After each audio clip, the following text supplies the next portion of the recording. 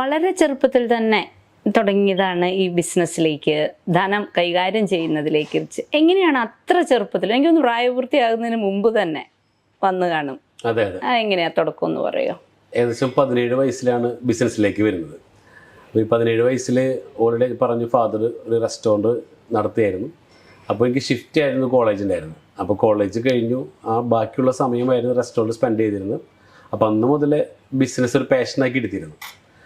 അപ്പോൾ 17 വയസ്സ് മുതൽ തുടങ്ങിയ ആ ഒരു ജീവിതമാണ് ഇന്നും ഇവിടം വരെ എത്തി നിൽക്കുന്നത്.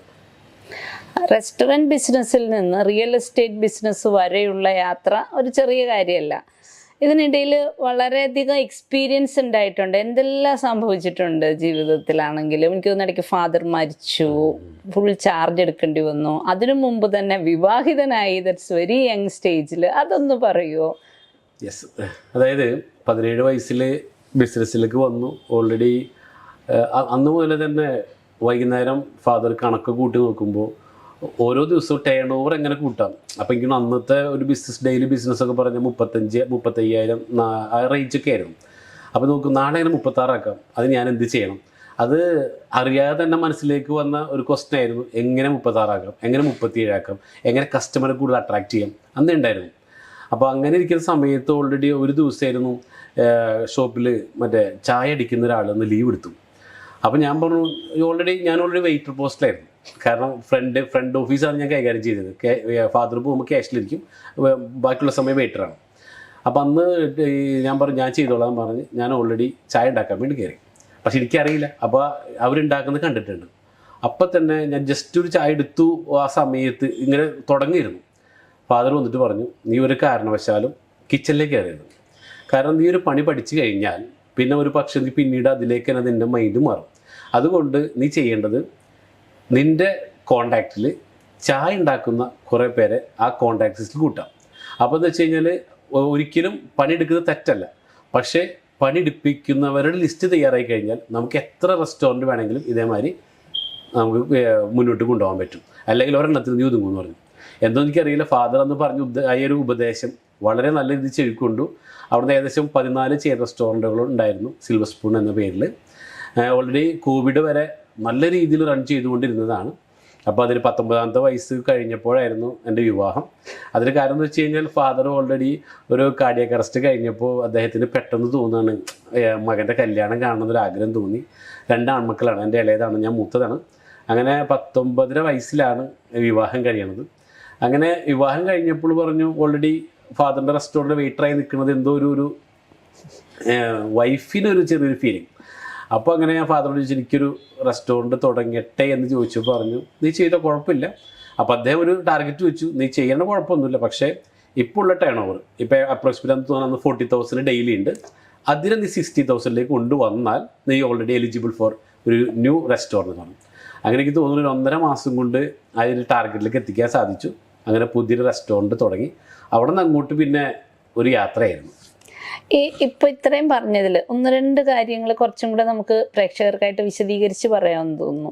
കാരണം മാനേജ്മെൻറ്റിൽ ഞാൻ ഒരുപാട് ഇൻ്റർവ്യൂസിലാണെങ്കിലും കേട്ടിട്ടുള്ളത്, നിങ്ങൾക്കൊരു ഓഫീസ് ഉണ്ടെങ്കിൽ അവിടെ തുടയ്ക്കുന്നത് മുതൽ തൂക്കുന്നത് മുതൽ എല്ലാത്തിലും നിങ്ങളങ്ങോട്ട് എക്സലൻ്റ് ആവണം. അവിടെ മുതൽ പഠിച്ച് വേണം മാനേജറുടെ കസേരയിൽ ഇരിക്കാൻ. ബട്ട് നിങ്ങളുടെ ഫാദർ പറഞ്ഞു തന്നത് ഇത്തരം ജോലികൾ ചെയ്യുന്ന ആൾക്കാരെ മാനേജ് ചെയ്യാൻ പഠിക്കുകയും അതേസമയം ടേൺ ഓവർ എനിക്ക് തോന്നുന്നു 40,000 നിന്ന് 60,000 എന്ന് പറയുന്നൊരു ചെറിയ തുകയല്ല. പെട്ടെന്ന് 1.5 ഇരട്ടി എങ്ങാണ്ടല്ലേ വർദ്ധിക്കേണ്ടത്. അപ്പോൾ 1.5 ഇരട്ടി വർദ്ധിപ്പിക്കണം എന്നൊരു ടാർഗറ്റ് ഇടുകയും ചെയ്യുന്നത് ഒരു പ്രത്യേകതരം മാനേജ്മെന്റ് പഠനമാണെന്ന് തോന്നുന്നു. അതൊന്ന് വിശദീകരിക്കാം. എനിക്കൊന്ന് നിഷാദും അത് തന്നെയാണെന്ന് തോന്നുന്നു പാലിക്കുന്നത്.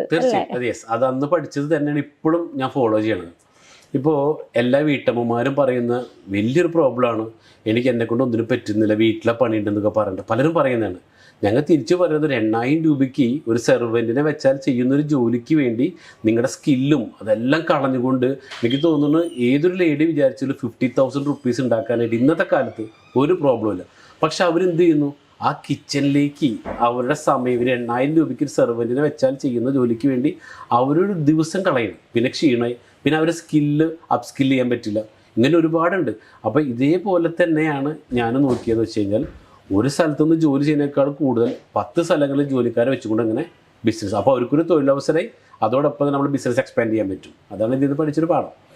ഈ എക്സ്പാൻഷൻ എന്ന് പറയുമ്പോൾ അഗെയിൻ എല്ലായിടത്തും എൻ്റെ കണ്ണെത്തുവോ, പലർക്കും ഉണ്ടാകുന്നതാണ്. ഞാൻ ഈ ചെറുതായിട്ട് ഇരുന്നാൽ എനിക്ക് കുഴപ്പമില്ല, 10-14 ചെയിൻ അതും തനിയെ എന്നൊക്കെ പറയുമ്പം എൻ്റെ ക്വാളിറ്റി മെയിൻറ്റെയിൻ ചെയ്യാൻ പറ്റുമോ? നിങ്ങളുടെ അതേ സിൽവർ സ്പൂൺ എന്ന പേരിലാണ് എല്ലാ റെസ്റ്റോറൻറ്റും വന്നിരുന്നത്.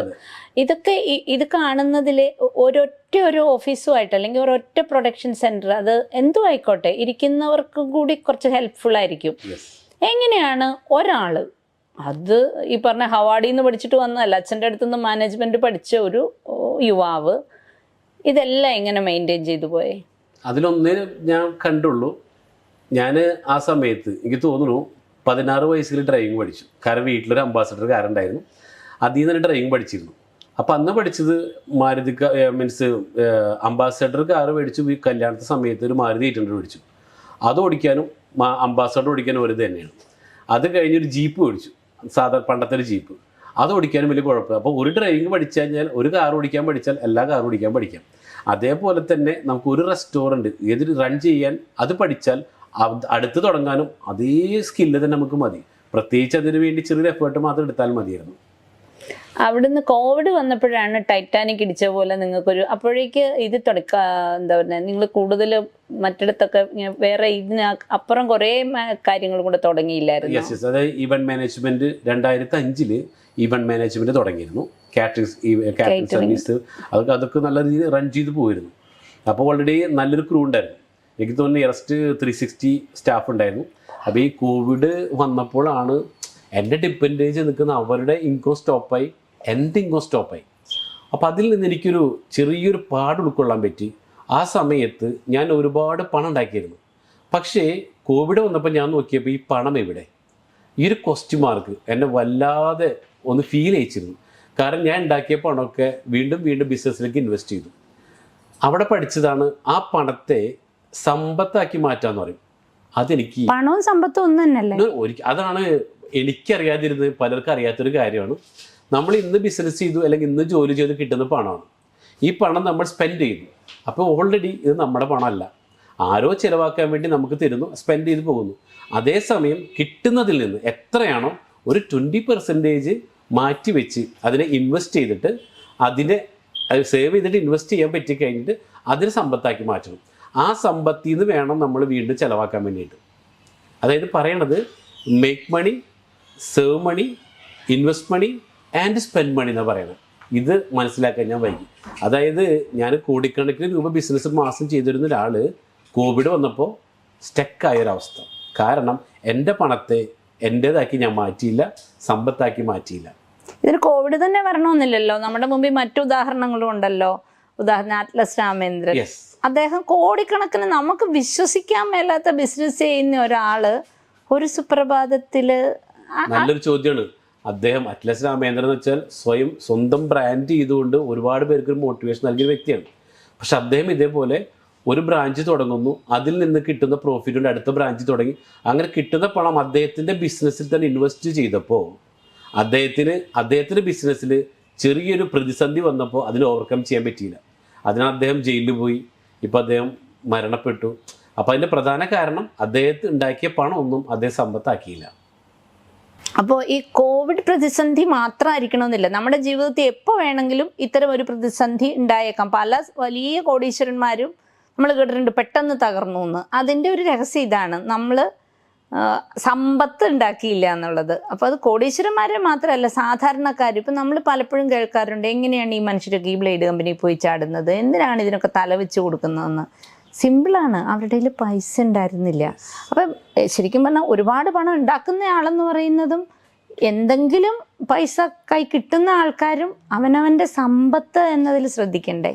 തീർച്ചയായിട്ടും. അതായത് ഇപ്പോൾ 1000 രൂപയ്ക്ക് ഒരു ജോലിയുള്ള ഒരാൾ അതിൽ നിന്ന് മിനിമം ഒരു 200 രൂപയെങ്കിലും അയാളുടെ സേവിങ്സ് ആക്കിയിട്ട് ഇൻവെസ്റ്റ് ചെയ്യുന്ന പറയാം. അപ്പോൾ ഇവിടെ പലർക്കും ഈ എങ്ങനെയാണ് സേവ് ചെയ്യേണ്ടതെന്നും ഇൻവെസ്റ്റ് ചെയ്യണമെന്ന് അറിയില്ല. അപ്പോൾ അത് ഫിനാൻഷ്യൽ ലിറ്ററസി ഇന്ന് ഭൂരിഭാഗം ആൾക്കാർക്കും ഇല്ല. സാമ്പത്തികമായിട്ട് വിദ്യാഭ്യാസം സ്കൂളിൽ നിന്ന് പോലും കൊടുക്കുന്നില്ല. അപ്പോൾ അതിൻ്റെ ഒരു കുറവ് എല്ലാവർക്കും ഉണ്ട്. അപ്പോൾ ഇത് ഓൾറെഡി എൻ്റെ ഒരു ഇപ്പോഴത്തെ ഒരു മെയിൻ ഗോൾ എന്ന് വെച്ച് കഴിഞ്ഞാൽ എല്ലാവരെയും ഈ ഫിനാൻഷ്യൽ ലിറ്ററസി പഠിപ്പിച്ചു കൊടുക്കാം.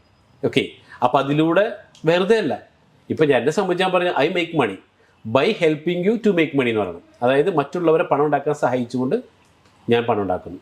അപ്പോൾ അത്തരത്തിലേക്കുള്ളൊരു ജനതയെ വാർത്തെടുക്കാൻ വേണ്ടിയിട്ട് കൂടി ഇപ്പം ഞാൻ പുതിയ ഒരു പ്രൊജക്റ്റ് കൂടെ റൺ ചെയ്യുന്നുണ്ട്, സ്റ്റാർട്ട് ചെയ്തിട്ടുണ്ട്. അപ്പോൾ അതിൻ്റെ കൂടെ പണിപ്പുരയിലാണ്. അതിപ്പോൾ ഓൾറെഡി ഒരു മെയ് എൻഡോട് കൂടി അതിൻ്റെ ലോഞ്ചിങ് ആണ്. അപ്പോൾ അതിനോടനുബന്ധിച്ചുകൊണ്ടാണ് ഇപ്പോൾ മാം വന്നത്, നമ്മൾ തമ്മിൽ സംസാരിച്ചുകൊണ്ടിരിക്കുകയെന്ന് പറയാം. അതിന് മുമ്പ്, അതിലേക്ക് കടക്കും മുമ്പ് ഒരു കാര്യം കൂടി, ഈ പറഞ്ഞ ഇതേ സംഭവം നിങ്ങളുടെ 360 ജീവനക്കാർ കോവിഡ് സമയത്ത് ഫേസ് ചെയ്തത്, അവരെ കൂടി നിങ്ങൾക്കൊപ്പം പ്രശ്നങ്ങളിൽ നിന്ന് വിമുക്തരാക്കണമെന്നുള്ള ആഗ്രഹം, അപ്പോൾ അത്തരം ആൾക്കാർക്കും കൂടി ഉള്ളതാണ് ഈ സ്കീം അല്ലേ? തീർച്ചയായിട്ടും. അതായത് കോവിഡ് സമയത്ത് ബിസിനസ് ടെക്കായി. അപ്പോൾ ആ സമയത്ത് ഏറ്റവും കൂടുതൽ ഓൺലൈൻ ബിസിനസ്സാണ് ആ സമയത്ത്. നിങ്ങൾക്കറിയാം, ആമസോൺ, ഫ്ലിപ്കാർട്ട് മുതലായിട്ട് ഒരുപാട് കമ്പനികൾ കോടിക്കണക്കിന് രൂപയാണ് നമ്മുടെ ഇന്ത്യയിൽ നിന്നും വിദേശ രാഷ്ട്രത്തിൽ കൊണ്ടുവരുന്നത്. അപ്പോൾ ചിന്തിച്ചത്, എന്തുകൊണ്ട് നമ്മുടെ പണം പുറത്തേക്ക് കൊണ്ടുപോകണം? അതല്ലെങ്കിൽ ഇന്ത്യക്കാർ കഴിവില്ലാണ്ടാണോ? അപ്പോൾ ആ ഒരു മെസ്സേജ് കിട്ടിയപ്പോഴാണ് ചിന്തിച്ചത്, എന്തുകൊണ്ട് ഇവിടെ ഞങ്ങൾക്കും ഒരു ഓൺലൈൻ ബിസിനസ് തുടങ്ങിക്കൂടാ? അതോടൊപ്പം തന്നെ ഈ ഓൺലൈൻ ബിസിനസ്സിന് പ്രത്യേകത, ഏത് പ്രതിസന്ധി വന്നാലും അതിന് ബ്ലോക്കില്ല. കാരണം എന്ന് വെച്ച് കഴിഞ്ഞാൽ ഓൺലൈൻ അന്ന് ഒരു കോവിഡും അവിടെ ബ്ലോക്ക് ചെയ്തിട്ടില്ല. അപ്പോൾ ഇനി എന്ത് വന്നാലും എൻ്റെ സ്റ്റാഫിന് എനിക്കും പട്ടിണി കിടക്കേണ്ട. അപ്പോൾ അതുകൊണ്ട് തന്നെയാണ് ഞാനൊരു online E commerce company start ചെയ്തത്. അപ്പോൾ ഇ കൊമേഴ്സ് കമ്പനി സ്റ്റാർട്ട് ചെയ്തതിൻ്റെ പ്രധാന ലക്ഷ്യം എനിക്ക് സ്വന്തമായിട്ട് തുടങ്ങാമെന്നുള്ളത് മാത്രമല്ല, ഇവിടെ ഞാൻ മുന്നോട്ട് വെക്കുന്ന ആശയം, അതായത് നമ്മൾ ഇന്നത്തെ യുവതലമുറയുടെ ഏറ്റവും വലിയ ആഗ്രഹം ഒരു ഇ കൊമേഴ്സ് അല്ലെങ്കിൽ ഓൺലൈൻ കമ്പനിയിൽ പ്രവർത്തിക്കുക അല്ലെങ്കിൽ സ്വന്തമായിട്ട് തുടങ്ങുക എന്നുള്ളതാണ്. എല്ലാവരും ആഗ്രഹം തന്നെയാണ്. അപ്പോൾ അതിൻ്റെ കാരണം ഇന്നത്തെ ഒരു ട്രെൻഡാണത്. അതായത് ഇപ്പോൾ സാധാരണ സ്ത്രീകളെ സംബന്ധിച്ച് വീട്ടിൽ നിന്ന് പുറത്തിറങ്ങാതെ അവർക്കൊരു ഓൺലൈനിലൂടെ ഒരു വരുമാനം ഉണ്ടാക്കുക എന്ന് പറഞ്ഞാൽ എല്ലാവർക്കും ഇഷ്ടമാണ്. പക്ഷേ അവിടെ 3 പ്രോബ്ലംസ് അവിടെ അവരെ ഫേസ് ചെയ്യുന്നുണ്ട്. അതായത് ഒരു ഓൺലൈൻ ബിസിനസ് അല്ലെങ്കിൽ ഇ കൊമേഴ്സ് ബിസിനസ് ചെയ്ത് സക്സസ് ആവണമെങ്കിൽ 3 കടമ്പ കടക്കണം. അതായത് 1, ആ ബിസിനസ് റൺ ചെയ്യുന്ന കമ്പനിയെ ബ്രാൻഡാക്കി മാറ്റണം. 2, നമ്മൾ വിൽക്കുന്ന പ്രൊഡക്റ്റുകൾ ബ്രാൻഡാകണം. 3, വിൽക്കുന്ന ഞാൻ ബ്രാൻഡാകണം. അപ്പോൾ ഇത് 3 കൂടെയുള്ള പ്ലാറ്റ്ഫോമാണ് ഞാനിപ്പോൾ ജസ്റ്റ് ഒരു 2 മന്തിനുള്ളിൽ എയർ ചെയ്യാൻ വേണ്ടി പോകണം. അതായത് ആ കമ്പനിയുടെ പേര് ജസ്പേഡ് ഇൻ്റർനാഷണൽ എന്നാണ്. Project me commerce. Me commerce എന്ന് വെച്ചാൽ എൻ്റെ കട. അപ്പോൾ ആർക്കും സ്വന്തമായിട്ട് എൻ്റെ കട തുടങ്ങാം. ആ എൻ്റെ കടയിൽ ഇപ്പോൾ ഏകദേശം ഞാൻ പ്രൊവൈഡ് ചെയ്യണത് 2 കോടിക്ക് മേലെയുള്ള പ്രൊഡക്റ്റുകൾ, അതും ബ്രാൻഡഡ്. ഓക്കെ, അതോടൊപ്പം തന്നെ വിൽക്കുന്നവർ ഓരോരുത്തരെയും ബ്രാൻഡ് ചെയ്യാൻ വേണ്ടിയിട്ട് പ്രൊഫൈൽ മേക്കർ എന്ന് പറയുന്ന ഒരു പുതിയ കോൺസെപ്റ്റോട് കൊണ്ടുവന്നേക്കാണ്. അപ്പോൾ ഒരു പ്രൊഫൈൽ മേക്കർ ചെയ്തിട്ട് അതിലൂടെ ഈ പറയുന്ന ഒരു മീ കൊമേഴ്സിൻ്റെ ലിങ്ക് കൊടുത്ത് അതിലൂടെ ഒരു വലിയ സ്റ്റോക്ക് കൊടുത്തുകൊണ്ട് ആർക്കും വീട്ടിലിരുന്നു കൊണ്ട് ലക്ഷങ്ങൾ മാസം വരുമാനം ഉണ്ടാക്കാനുള്ള ഒരു പ്രൊജക്റ്റ് കൂടിയിട്ടാണിത്.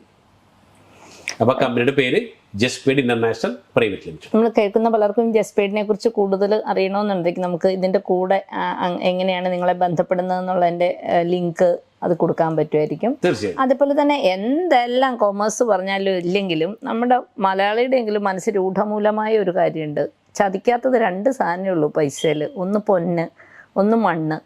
അപ്പം ഇതിൻ്റെ ഒരു രണ്ടിൻ്റെയും കൂടെ ഒരുപക്ഷെ ഒരു കൂട്ടായ്മയായിരിക്കാം അടുത്തതായി വരുന്ന പ്രൊജക്റ്റ്. അതായത് സുഗന്ധമുള്ള പൊന്ന് എന്നാണല്ലോ ചന്ദന അറിയപ്പെടുന്നത്. അപ്പം അതേക്കുറിച്ചൊന്ന് പറഞ്ഞ്. യെസ്, തീർച്ചയായും. നല്ല അല്ലേ, പറഞ്ഞ പോലെ തന്നെ സുഗന്ധമുള്ള പൊന്ന് അല്ലേ. അതേപോലെ ഞങ്ങളുടെ പുതിയ പ്രൊജക്റ്റാണ്. അതിൻ്റെ പേരിട്ടിരിക്കുന്നത് ഫ്രാഗ്രൻ്റ് ഹെവൻ എന്നാണ്. ഓക്കെ, സുഗന്ധമുള്ള സ്വർഗം. അപ്പോൾ എൻ്റെ ഒരു സ്വപ്നം എന്ന് വെച്ച് കഴിഞ്ഞാൽ എൻ്റെ കൂടെ എന്തിനും കൂടെ നിൽക്കുന്ന ഒരു ടീം എൻ്റെ കൂടെയുണ്ട്. അപ്പോൾ ആ ടീമുമായിട്ട് ഈ സുഗന്ധമുള്ള സ്വർഗം എന്ന് പറയുന്നത് 15 ഏക്കർ സ്ഥലത്ത് അവിടെ ഒരു 100 വില്ല, അതിൽ 101ാമത്തെ വില്ല എൻ്റേതാണ്. ഓക്കെ, അങ്ങനെ അവരെയും കൂട്ടിക്കൊണ്ട് ഒരു വലിയൊരു കമ്മ്യൂണിറ്റി ബിൽഡ് ചെയ്യാന്നുള്ളതാണ്. അപ്പോൾ അതിനുവേണ്ടി ഞാൻ കുറച്ച് പേർക്ക് ഫിൽട്ടർ ചെയ്ത് സെറ്റാക്കി വെച്ചിട്ടുണ്ട്. അതോടൊപ്പം തന്നെ ഈ ഒരു പുതിയ പ്രൊജക്റ്റ് എന്ന് വെച്ച് കഴിഞ്ഞാൽ ഇവിടെയുള്ള ഇപ്പോൾ എക്സാമ്പിളായിട്ട് നമ്മൾ 100 പേരെടുത്ത് കഴിഞ്ഞാൽ അതിൽ 3 കാറ്റഗറി ആയിട്ട് തിരിക്കാം. അല്ലെങ്കിൽ 89% ആളുകളും ഇവിടെ ശരിക്കും പറഞ്ഞാൽ സാധാരണക്കാർ അല്ലെങ്കിൽ മിഡിൽ ക്ലാസ് എന്ന് പറയാം. ഇവർ പലരും ജീവിച്ചു പോണത് 50,000 രൂപ വരുമാനമുണ്ട്, 55,000 ചിലവുണ്ട്.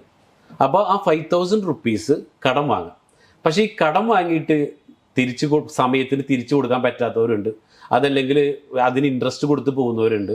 അപ്പോൾ അങ്ങനെ റൊട്ടേഷൻ എന്ന് പറഞ്ഞു, അതായത് അവിടെ നിന്ന് മേടിച്ച് ഇവിടെ കൊടുത്ത്, ഇവിടെ നിന്ന് മേടിച്ച് അവിടെ കൊടുത്ത്, ഇങ്ങനെ ജീവിച്ചു പോകുന്ന ആളുകളാണ് 89% ആളുകൾ. ഇവരൊരിക്കലും ലൈഫിൽ സക്സസ് എന്നുള്ളത് ഒരു കാരണവശാലും എത്താൻ പോകുന്നില്ല. പിന്നീടൊരു 10% ആളുകളുണ്ട്. അവർ പറയുന്നത് ഈ കഴിഞ്ഞ 89% പേരും പൈസ ഉണ്ടാക്കുന്നുണ്ട്, പക്ഷേ പൈസ ഉണ്ടാക്കേണ്ടത് അവരുടെ ടൈമും അവരുടെ എനർജി ഉപയോഗിച്ചിട്ടാണ്. അപ്പോൾ അവരെ സമയവും എനർജി കൊടുക്കാത്ത സമയത്ത് അവർക്ക് പണമില്ല.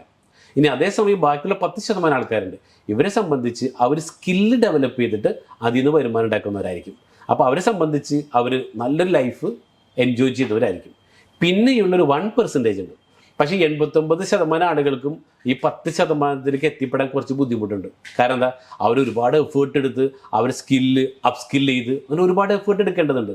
അപ്പോൾ ഒരു കാരണവശാലും അതിൽ ചെറിയൊരു ശതമാനം മാത്രമേ ഈ പറഞ്ഞ 10%ലേക്ക് 89% എത്തുള്ളൂ. പക്ഷേ പിന്നെയുള്ള 1% ഉണ്ട്. അവരെ സംബന്ധിച്ച് അവർ വിളിക്കുന്നത് മണി ഫോർ മണി എന്ന് പറയാം. പൈസ കൊണ്ട് പൈസ ഉണ്ടാക്കുന്നവർ. അതായത് നമ്മളൊരു സിനിമയിൽ കേട്ടിട്ടുണ്ട്, എൻ്റെ വയസ്സായ അച്ഛനെ പണിക്ക് വിട്ടിട്ടാലും ഞാൻ ജീവിക്കുന്നു, അല്ലേ? ഞാനിവിടെ പറയുന്നത് അത്ര ഒന്നുമില്ല, നിങ്ങൾ അച്ഛനൊന്നും പണിക്ക് വിടണ്ട, നിങ്ങളുടെ കയ്യിൽ ഇപ്പോൾ എന്തുണ്ടോ ഈ പണത്തെ ജോലിക്ക് വിട്ടുകൊണ്ട് നിങ്ങൾക്ക് ജീവിക്കാം, അതായത് പണത്തെ ഇരട്ടിപ്പിക്കാം. അതായത് നിങ്ങൾ ഈ 89%-ൽ നിന്ന് 1%-ലേക്ക് ഒരു ജമ്പിങ്. ഇതാണ് എൻ്റെ അടുത്തൊരു പ്രൊജക്റ്റ്.